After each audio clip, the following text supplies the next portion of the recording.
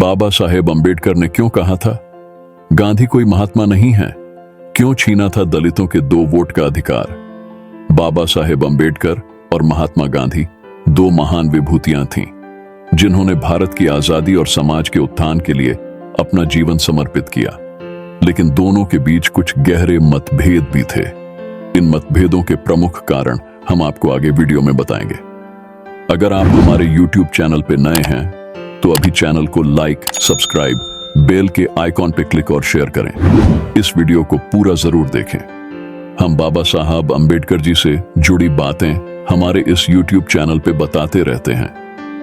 बाबा साहेब अम्बेडकर और महात्मा गांधी 2 महान विभूतियां थीं, जिन्होंने भारत की आजादी और समाज के उत्थान के लिए अपना जीवन समर्पित किया।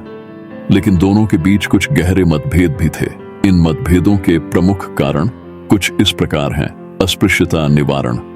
अम्बेडकर का मानना था कि अस्पृश्यता एक सामाजिक कुप्रथा है, जिसे जड़ से उखाड़ फेंकना चाहिए।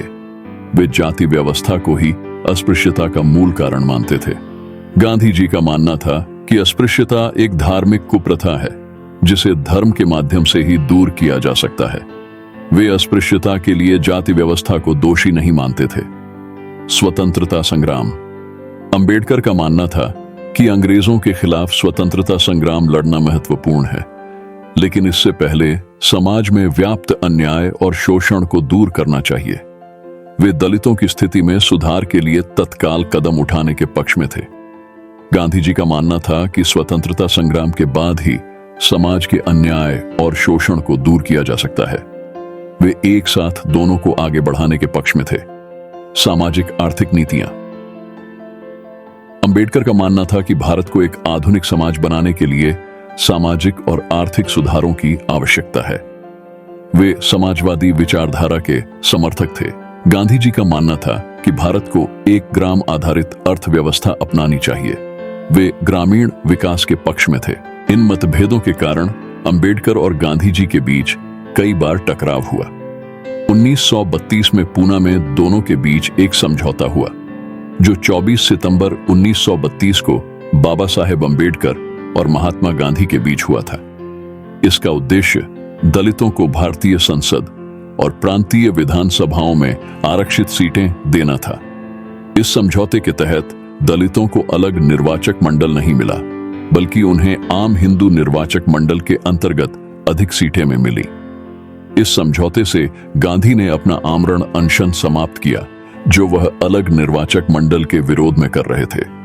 बाबा साहेब अम्बेडकर ने क्यों कहा था कि गांधी कोई महात्मा नहीं था?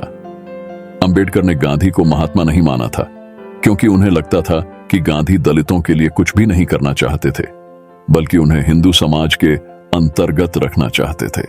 उन्होंने गांधी को दलितों के खिलाफ भेदभाव करने, उनकी आवाज को दबाने और उनके लिए अलग निर्वाचक मंडल की मांग को अस्वीकार करने का आरोप लगाया था।